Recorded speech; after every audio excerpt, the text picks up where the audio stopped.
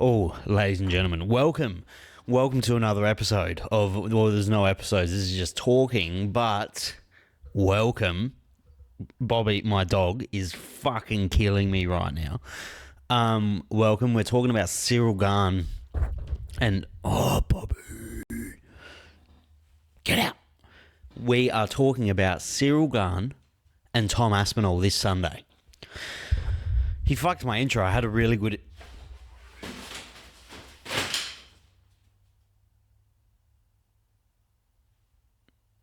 Bruh. Well, that video was going to be one take. We now have to fucking edit it. Loser. Alright. Tom Aspinall, Cyril Gane. This Sunday in Australia. I believe it's at 4 a.m. I will be live streaming my reaction to it. Just a couple things.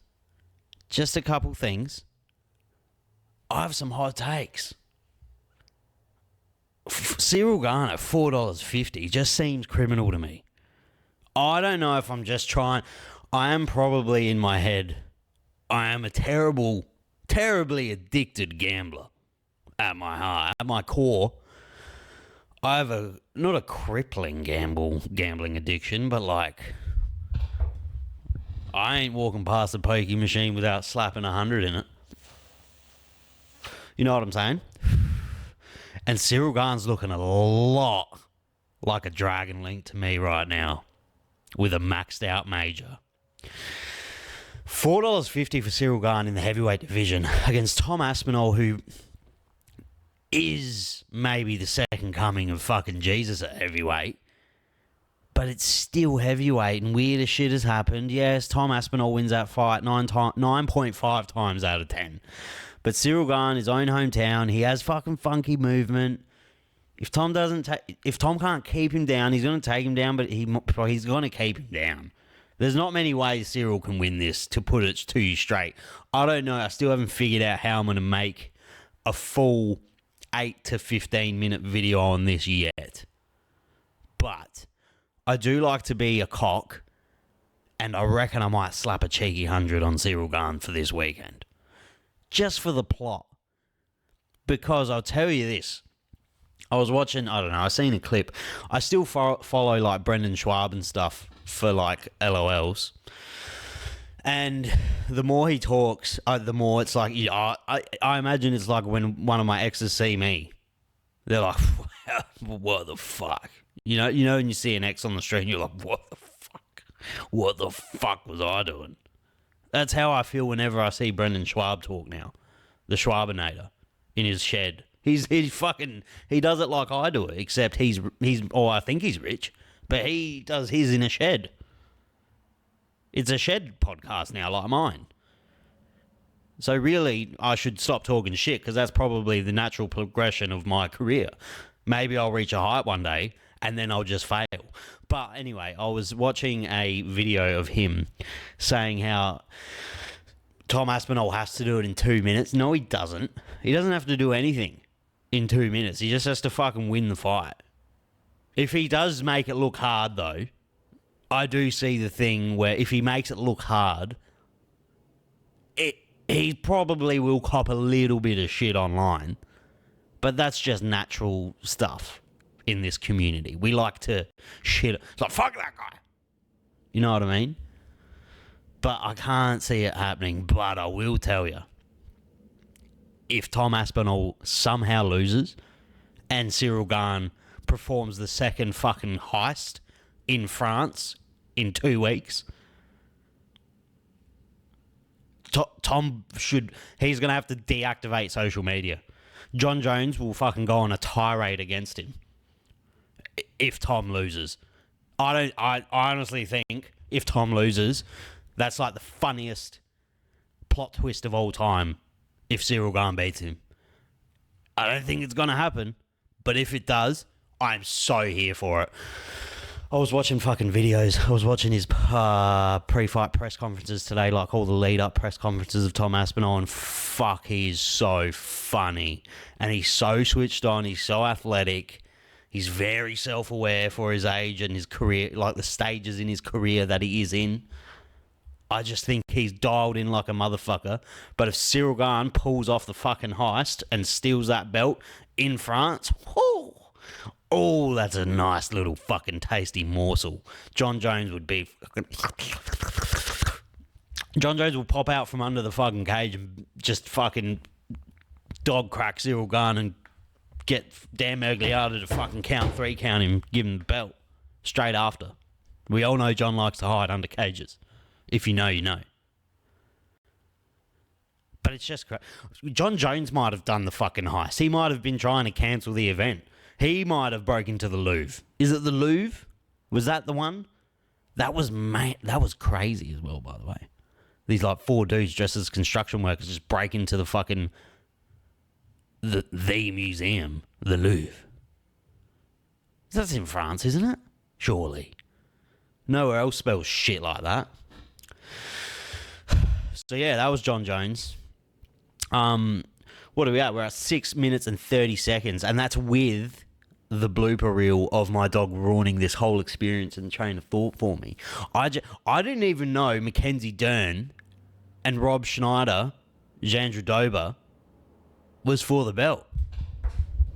I may have been distracted by Mackenzie Dern, but I forgot that this was Whaley's like gotten rid of the belt, so these two are fighting for it. Who cares about that?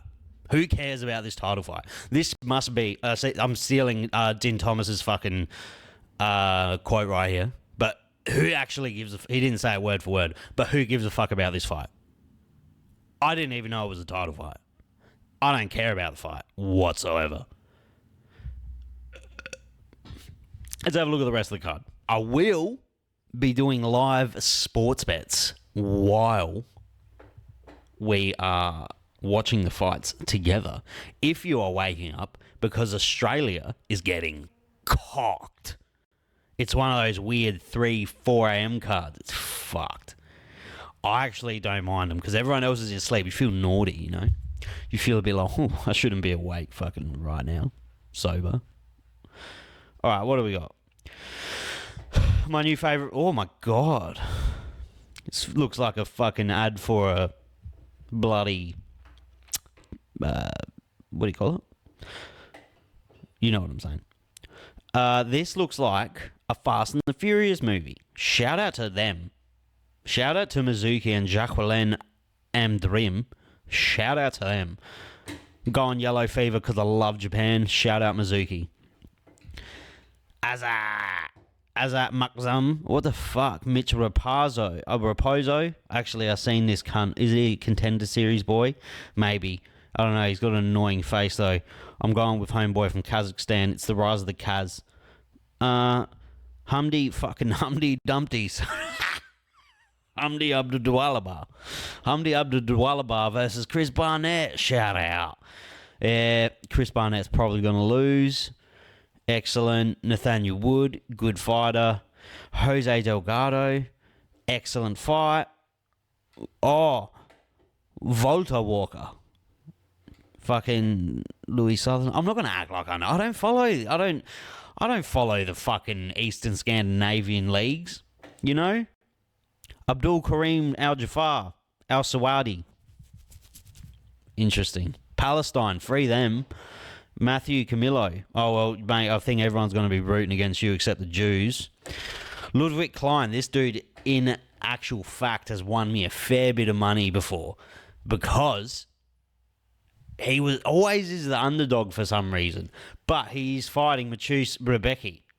I don't know how to say his fucking name, but his last name's Rebecki. Or that's actually not even how you say it. But he was involved in a great fight recently. Can't remember who it was against. Ooh, who was that against?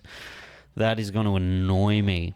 Anyway, you don't come to this channel for fucking facts. This is fight of the night. This is one of the fights of the nights right here.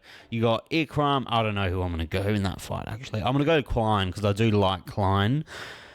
And yeah, Rebecca's fucking good though. That's a hard fight to pick. I'm going to go Klein though. The rest of the fights, I have no idea who the fuck many of them are. Shout out Yuzuki. Now this is a good one. Quillan Sourkild from Australia stepping up on fucking, let's call it a week's notice, against Hakpraprast, little fucking skinny Kevin Gastelum wannabe. This bloke is toasted. He's going to get toasted by Quinlan. Quinlan is a legend, dude. I've talked to him once, I believe, maybe after his Contender Series win. I messaged him. He is a fucking lad. Hits hard, good ground game. He's going to bring it for Australia. Oh, that makes me excited for him. I hope he fucking gets it done. Hakparast is a fucking good fighter. It's a shame he looks so much like Kevin Gastelum. Anyway, Quinlan, sour-killed, whatever the fuck, you're a weapon. First round TKO. Racic, I don't know these names. Mirzakanov. Rakic is a beast. I have put money on him. Alexander Volkov and Almeida. I've put money on Volkov because he comes through sometimes. He does come through well. That's a hard fight to pick. If Volkov's on, he's one of those 50-50, like you don't know which one's going to come out.